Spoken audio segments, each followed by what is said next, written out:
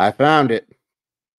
I found it. Mariners win 5-1. They improve to 34-27 on the season, and they sweep. They sweep the Los Angeles Angels of Anaheim. They'll always be the Los Angeles Angels of Anaheim. They'll honestly always be the California Angels for me. But either way, they're terrible, and the Mariners get the sweep.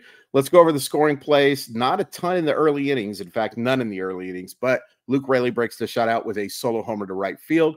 That makes it 1-0 at the end of the fourth. And there's not a whole heck of a lot that goes on until the 8th inning. And then Luke Raley is hit with the bases loaded. I just almost dropped my broom. You can believe I'm not going to hold this thing the whole time, by the way. He gets hit with the bases loaded to score Josh Rojas. And then Mitch Garver hits a double that clears the bases loaded. Bases loaded double is the more accurate and efficient way to put that. Mitch Garver hits a bases loaded double, and it scores Luke Raley, Julio Rodriguez, and Ty France. 5-0 at the end of 8. Unfortunately, they're not able to get the back-to-back shutout. Zach Neto does single to center to score Kevin Pillar. 5-1, but you still get the win, and I'm going to drop this stupid broom right now. Okay, the negative from this game, I mean, it's pretty obvious. For 7 innings, this offense was awful. Like, really, really bad. And some credit to Griffin Canning, who pitched pretty well.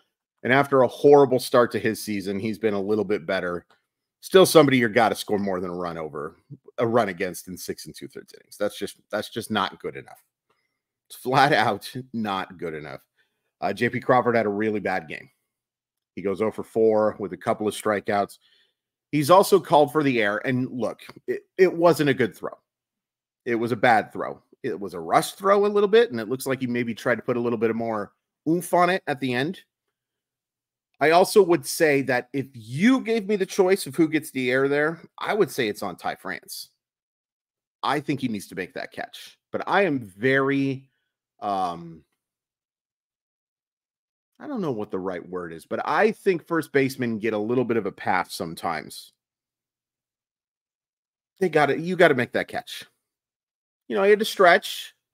I understand. If he can't make that play, he can't be a starting first baseman. And I know Ty France can make that play. I know he can. I've seen him make it a bunch. He's one of the best readers of baseballs on balls in the ground I think there is. Some issues with range, of course, but he can make that catch. Long story shorter, I would give the air to France, but I understand why it goes to Crawford, and it certainly wasn't a good throw, and he certainly didn't play a good game. Julio reaches once, and he hit an absolute scud at Griffin Canning, literally 114 miles off the bat, I believe. If that number's off, whatever. It was absolutely clobbered, but he had a couple of poor at-bats as well. Don't know if he swung on that pitch or not, but shouldn't have come close. It's still something he's got to work on, for sure. Nice to see the walk, but yeah. Ty France had a really bad game. Ryan Bliss had a pretty tough one at the plate. Some 3-ball counts. You know, everybody had decent at-bats in this game.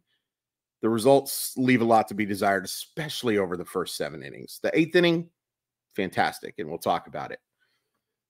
Any negatives for the pitching? No. So let's talk about a positive that is simply Seattle. Awesome stuff for the Mariners, Seahawks, Kraken, Storm, Huskies, Sounders. You can find it all at Simply Seattle. And once you've found it all, you know, you look at your total and you think, whoa, I'm about to spend a good amount of money. Well, you know what? You can make it 15% cheaper by using code MOLLYWOP15. MOLLYWHOP15. You just enter that code. It automatically takes 15% off. It's a great deal from great people, and there's a link in the description to make it nice and easy for you. Thank you so much, simplyseattle.com. Positives offensively. Rojas reaches twice. Nice to see. He's been scuffling pretty good. So it's nice to see him get on a couple of times. Mitch Garver, that 3-run double put the game away. And what was nice about that 3-run double was he was so short to the baseball. So the swing was great. And also what it meant you didn't have to use Andres Munoz. You get a 5-0 lead. You don't have to use your closer. And now he's going to get Saturday, Sunday, and Monday off because the Mariners don't play tomorrow. That's awesome. Great to be able to give that dude some rest. So that was a big double, and it's still frustrating how little he's driving the baseball. I still believe Mitch Garver is going to be fine. I still think Mitch Garver is going to be okay, just based on what I've seen from him in the past. Everyone has the right to be extremely frustrated, and the results have been nowhere close to good enough. But I think he's going to be okay. Call me crazy. Just don't do it to my face. Do it behind my back. Pitching. We'll talk about Castillo last, but I thought Ryan Stanek did a really nice job, and he was pitching in a 1-0 game. And he really, really held his own. He gives up the hit, but the deception has been a lot better lately. He was not fooling hitters whatsoever for a very long time. And again, I'd prefer a better arm in a 1-run game in the 8th inning. No question about it. But I've been encouraged by what I've seen and think he can be a solid part of this bullpen. Can he be your second best reliever and you go win a World Series? I don't think so. But he can be a nice bridge to, in my opinion, and many of you disagree, and that's fine, the best closer in baseball, Andres Munoz. And nice job by Baumann as well. He issues the walk, and that's frustrating in a 5-0 game. And he does give up a very hard hit ball. Bliss almost makes that play, but he should have gotten out of it unscathed. I meant to mention this in the negative section too. They are a missed slider by, oh boy, did he miss, but they are a missed slider by Taylor Saucedo and a better throw from J.P. Crawford or a catch by Ty France away from having 3 straight shutouts. And, that's a lot of ifs. What do they say about wish in one hand and in the other and see which comes first? Okay. But if you really think about it, they were not that far away from coming up with 3 shutouts. And you did get 3 straight starts from your starters where you didn't give up runs. And it just is weird how little attention people pay to Luis Castillo and how few plaudits I seem to hear this guy get. And this is not I'm sure you guys have seen the tweet, or if you haven't, there's this tweet about sports writers are always like saying stuff like, but I thought Steph Curry can't shoot, that type of thing. There is a legitimate bias, I think, against Luis Castillo. I think based maybe partially on his contract and maybe based on some other stuff that I don't really want to get into. But Luis Castillo has been fantastic, and he did not have his best command again today, but his stuff was so good, and he battled anytime there were runners on. He's a phenomenal pitcher, and I think it's really weird that we don't talk about him like he's a phenomenal pitcher. This rotation is special, man. 1 through 5, you have guys who are capable, and there are so few teams that have guys who are 1 through 5 capable of giving you something special. Something special, not just for 4 1/3 innings or 5 1/3 innings, that can get you into the 6th, 7th, 8th inning. It's really impressive. It's really impressive. And yeah, it scuffled a little bit. George Kirby's had some issues. Bryce Miller had some issues. Luis Castillo had a couple of bad starts to begin the year. I think it was more based on bad defense than him pitching, but, Logan Gilbert's had a couple of clunkers. They've had their issues. But on the whole, are you kidding me? How good this rotation has been? It's fun. It's really fun to know that your starter 9 times out of 10, maybe even 99 times out of 100, is going to give you a great chance at win. Not just a chance at winning, a great chance at a win. As long as your offense can be good enough. And based on results so far this year, that's been a mixed bag at best. But golly, they're a good group. And Luis Castillo deserves so much more credit than he gets, So you get the sweep. You're 34-27. Haven't checked the standings today. We might as well do that because I need to pull up some other stuff as well. I'm going to hit pause because my internet is just crawling. So you get the sweep, and you look at the standings right now, and the Seattle Mariners are 5 wins ahead of the Texas Rangers, They are 8 wins ahead of Houston why can't I talk? 8 wins ahead of the Houston Astros. So 4 games up and 7.5 games because they've played one more game. Actually, they played 2 more games than Texas and 1 more game than Houston. But you have that in your back pocket, so to speak. And we just have to talk about the schedule. I'm sorry, we have to. Because I think this has a chance to be a pretty special June. I look at a team right now that now has 3 games against Oakland, 3 games against Kansas City, 4 against the White Sox, 3 against Texas, 3 against Cleveland, 3 against Miami, 4 against Tampa Bay.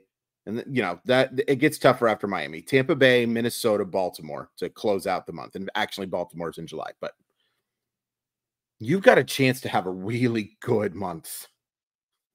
A really good month. Because, I'm sorry, as good as Cleveland's been, I think Seattle's a better team. I know Seattle's a better team than Miami. I think they're a much better team than Tampa Bay right now. Minnesota, about even. Texas, I think they can win that series for sure, especially at home. I think you're looking at a month that you could be 17-10, 18-9 pretty easily. And that would be huge considering how big of a lead they have in the division right now. Big, subjective, obviously. But you have it. You have that lead. And you get to play some of the worst teams in the sport. A couple decent ones too. I think it's going to be a good June. I think it's going to be a really good June. And, maybe this is me being blinded by this homestand, which was phenomenal. You lose 1 game on that homestand. And, Houston's not playing great. The Angels are terrible. But I think they looked the part for the most part. They looked the part more on this homestand to me than they did on the road. The offense, obviously, there's issues.